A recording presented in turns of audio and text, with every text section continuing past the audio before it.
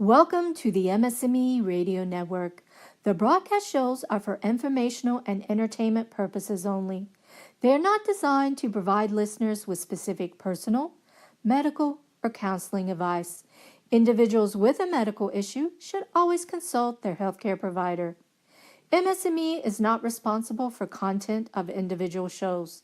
The views expressed by show hosts or the guests are their own. Enjoy the show. I'm John Strum, and this is RealTalk MS.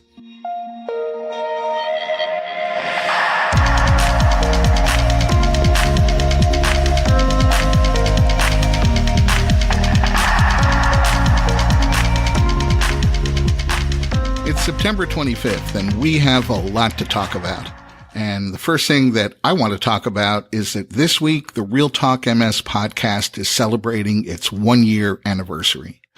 And I wouldn't be here today, and I certainly wouldn't be reaching the global audience that we've built over the past year if you hadn't decided to listen and to talk about and share the podcast on social media and to get in touch with me to suggest topics and share your feedback. I really see this podcast as a group effort because without you, let's face it, I'd just be sitting here talking to myself. So thank you for your support over the past year. Whether you're a longtime listener or you're just discovering the podcast, I'm looking forward to starting year 2. I've been working on a few projects that I think you're going to find interesting, and I'll be sharing more about those projects over the next few weeks and months. In fact, I'm going to tell you about one of those projects right now. To kick off our second year, today I'm launching the RealTalk MS app. You can download the iOS version of the app from the Apple App Store, and you can download the Android version from the Google Play Store. The app is free, and once you've downloaded the RealTalk MS app, you can go into the settings, decide how many episodes of the podcast you want to save to your phone, and every week the latest episode of the podcast will automatically download and be waiting for you. You'll be able to save episodes that are especially important to you. And, just like they say in those late night infomercials, but wait, there's more. I decided to create the app for a couple of important reasons.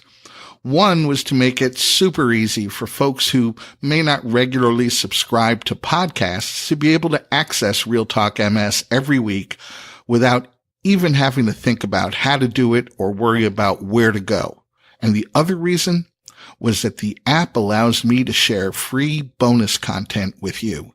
So in the coming weeks and months, I'll be able to share video content, written content.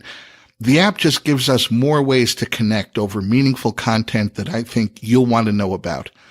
So head over to the Apple App Store or the Google Play Store, download the RealTalk MS app, give it a test drive, and let me know what you think. Well, this week we're starting year 2 of the podcast with my guest, Dr. Aaron Boster, the System Medical Chief for Neuroimmunology at Ohio Health. And we're going to be talking about a really exciting wellness initiative that Ohio Health is undertaking for people living with MS and other neurological conditions. There's plenty of research that suggests that making healthy lifestyle changes and pursuing a personal wellness strategy can improve the quality of life and well-being for people who are living with MS. But wellness probably isn't a topic that comes up during your appointment with your neurologist. So where do you go to find it? Well, Ohio Health seems to have the answer to that question, and we'll be exploring that and some other things worth knowing about Ohio Health. But before we get to my conversation with Dr. Aaron Boster, there are a few other things that you should know about.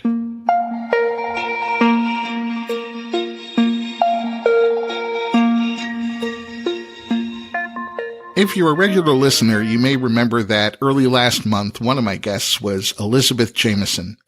Now, Elizabeth is an incredibly talented artist who's living with progressive MS. And last week, Elizabeth wrote an amazing op-ed piece for the New York Times that I highly recommend that you find time to read. I'm going to include a link to Elizabeth's piece in today's show notes. My first thought after reading Elizabeth's op-ed was that she's as poignant and creative in the written word as she is on canvas, and I think you'll find the piece to be a very worthwhile read.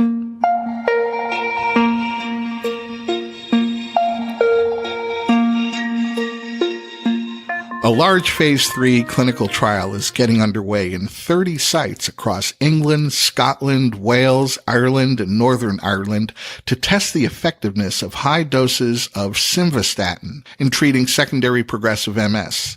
Simvastatin is known commercially as Zocor, and it's already being used as a treatment for high cholesterol.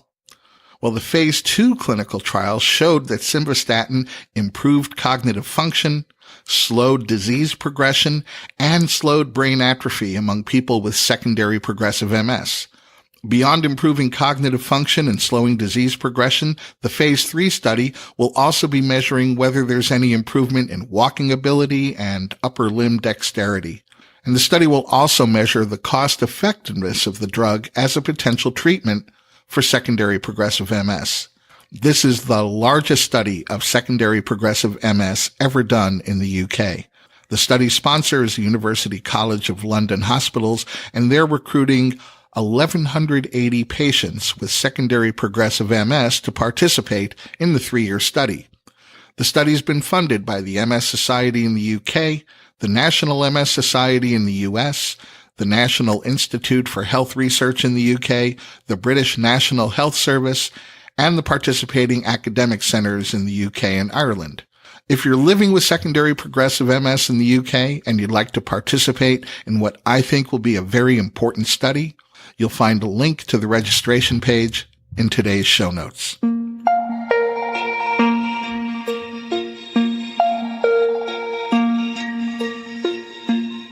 And while we're talking about progressive MS, the MS Society of Canada and the Multiple Sclerosis Scientific Research Foundation have awarded a $410,000 grant to fund a 4-year research study on a new method for treating cognitive dysfunction in people living with progressive MS. The study is going to be undertaken by the Kessler Foundation in collaboration with 11 research centers in 6 different countries, including the United Kingdom, Canada, Italy, Denmark, Belgium, and the United States. And I think that in itself is something worth pointing out because it really demonstrates the global response to solving progressive MS. So about 70% of the people living with progressive MS are living with some level of cognitive dysfunction, and this can affect learning, memory, attention, information processing speed, concentration, and problem solving. To give you an idea of what that could look like in real life, my wife Jean is living with progressive MS, and she no longer has any short-term memory. She knows me because, thankfully, I'm part of her long-term memory. But when I visit Jean today, she won't remember that I visited her yesterday. So if you're a fan of Bill Murray movies, in many ways, every day for Jean is like Groundhog Day without any of the comedy.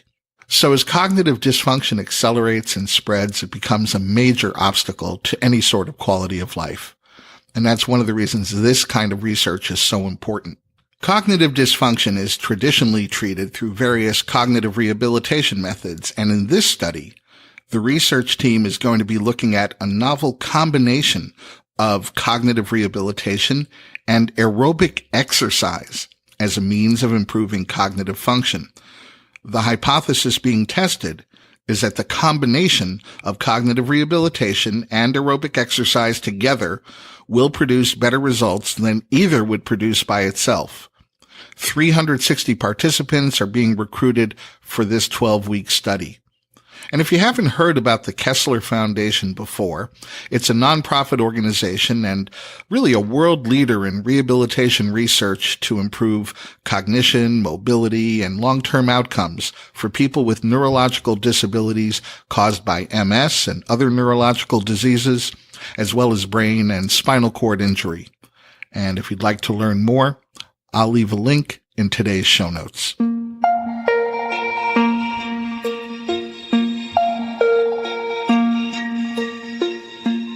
Research shows that as we age, our sense of well-being improves. This seems to be true for the general population, and a small study by researchers at the Kessler Foundation indicates that it's equally true among people living with multiple sclerosis.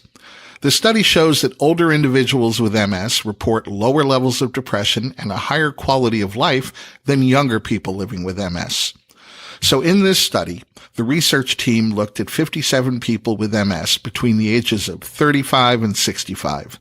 The participants were divided into 3 different age groups.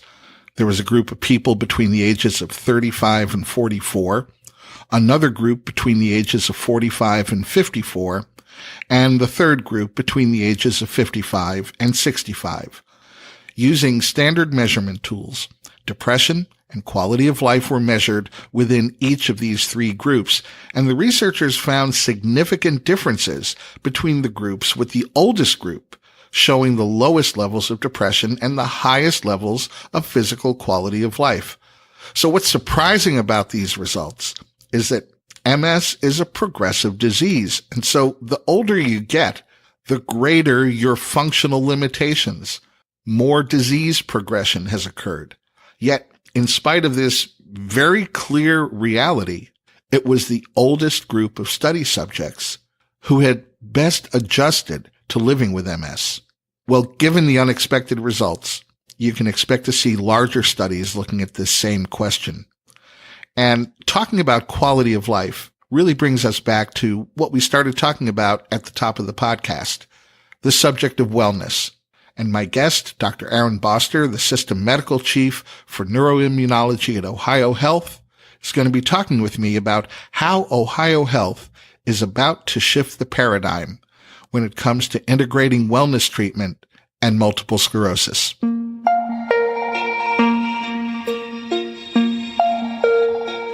A few weeks ago, my guest on the podcast was Dr. Jacqueline Nicholas, a neuroimmunologist at Ohio Health, and we talked about the MS comprehensive care model that's in place at Ohio Health and how that's really changed the paradigm for MS patient care. Well, my guest today is Dr. Aaron Boster, the System Medical Chief for Neuroimmunology at Ohio Health, and we're talking about another paradigm shift, because just a few weeks ago, Ohio Health announced their plans to open the Ohio Health Neuroscience Wellness Center. It's the first freestanding neuroscience wellness center in the country. Welcome to the podcast, Dr. Boster. Thank you so much for having me. It's a pleasure to be talking to you. The comprehensive care model represents this interdisciplinary approach to patient care. Is that same approach reflected in the Neuroscience Wellness Center? It certainly is. And in fact, I think we're sort of taking it to the next level, if you'll excuse that expression. In the comprehensive care clinic that we provide, we have embedded many different medical specialties at clinics. So this is to say that in any given clinic day, a person with MS may see a neurologist, a social worker, a physical therapist, an occupational therapist, a dietitian, the list goes on. What we're doing at the Wellness Center adds to this. It doesn't duplicate or replicate efforts, and it creates a space that is currently void. And that really has to do with not sick care, but well care. And so what I mean by that, John, is, and if I could give you an example, let's take someone who has multiple sclerosis and suffers a devastating attack, which takes out both their legs. And so their legs don't work. And we admit this person into the hospital where we do procedures, we give them steroids, we do pheresis, and they fortunately regain some of their leg function back. But they certainly don't walk the way they used to. And then we send them out to an inpatient rehabilitation center. And when Ohio Health has a wonderful rehab center, and so they spend a couple weeks there, and they get back a good portion of their strength. At that point, in the current model, we cut them loose. Because we, in the United States, currently provide sick care. We take care of people when they're sick. And yet this person with MS has not been taught how to educate, how to exercise, They haven't been educated on ways of exercising despite their illness. They haven't been given a location, an environment, and a team with whom they can exercise and thrive. Not to mention the fact that they're missing key elements of wellness as well, like mindfulness, like dietary information, etc. And so really we're almost setting up the person for failure, which is awful. And so what we're doing when we talk about adding, what we're doing when we talk about paradigm shifting, is we're creating a new facet to the interdisciplinary model. If you think now about this person with MS that suffered a devastating attack, lost their legs, went to the hospital, got treated, got a little better, went to rehab, got a little better. Instead of cutting them loose, we now refer them to the wellness building. This is a place where the majority of the parking is handicapped.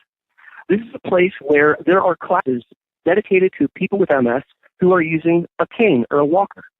This is a place where everyone who is participating has a neurological condition. And it creates an environment which is currently non-existent to help them thrive in this is really providing well care. So in a very meaningful way, I do think that this extends the village that we offer these people. So I guess I have a logistical question or perhaps an administrative question, because you're breaking new ground here and treating wellness as opposed to sickness.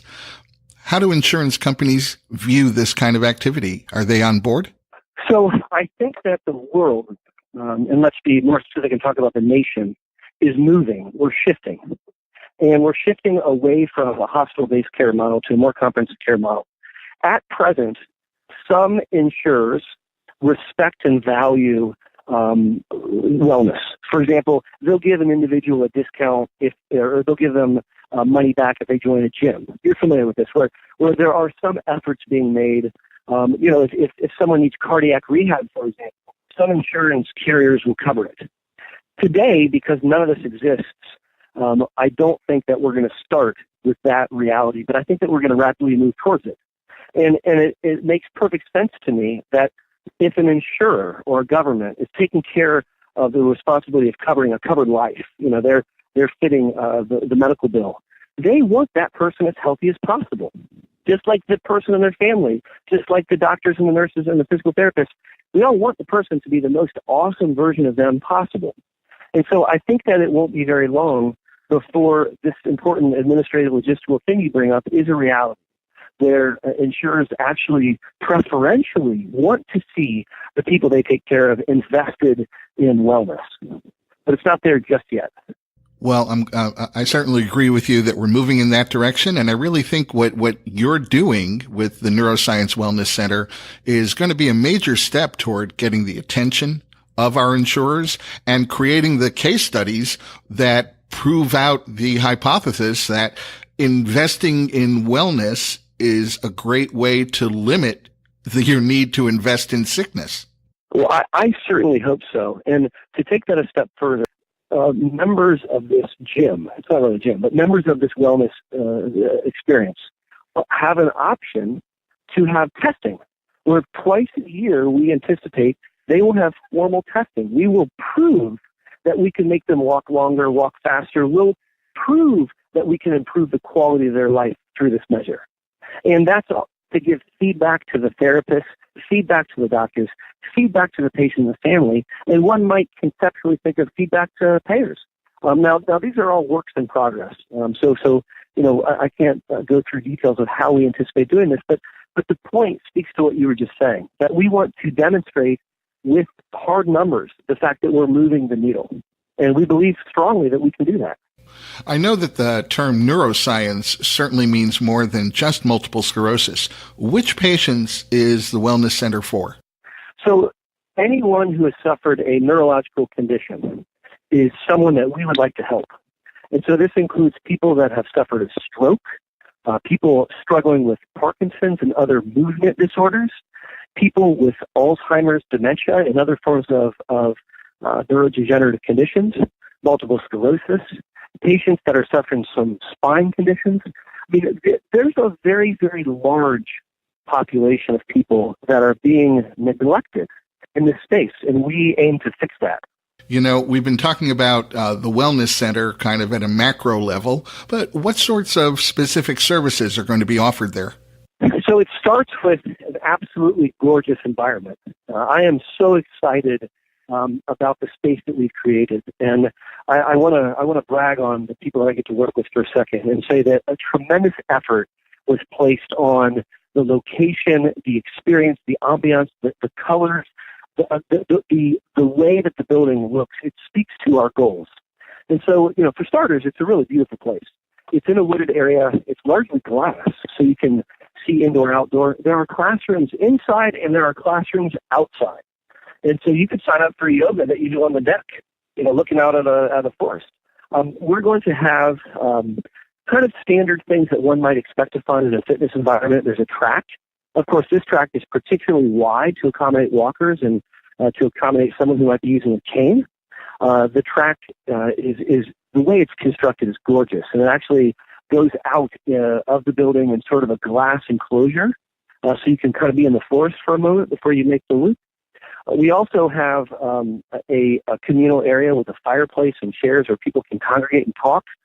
We have dedicated classrooms with the intention of teaching people about meditation, teaching people about nutrition, teaching people about healthy living choices, etc.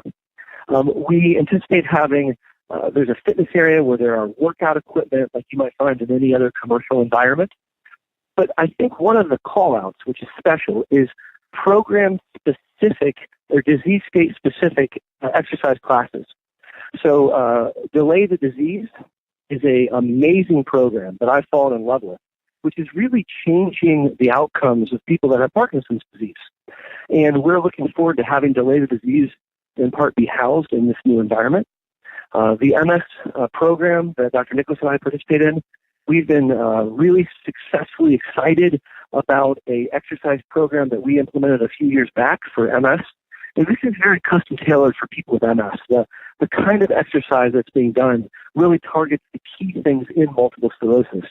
Well, this program will move to a new home in this wellness environment.